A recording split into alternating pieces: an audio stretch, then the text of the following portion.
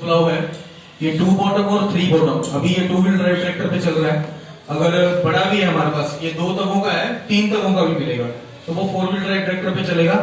तो ये जैसे एमबी प्लाउ, पलटी प्लाउ लेते हैं हम, तो पलटी प्लाउ की जगह हम ये भी चला सकते हैं।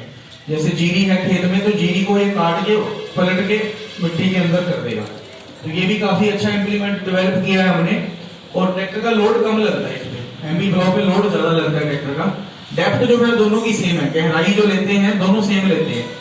इसकी गहराई भी हम आप बढ़ा सकते हैं और इसकी चौड़ाई भी हम कंट्रोल कर सकते हैं, तो कितनी फांट ज्यादा करनी है, कितनी कम करनी है, ये सारी चीजें हम कंट्रोल कर सकते हैं।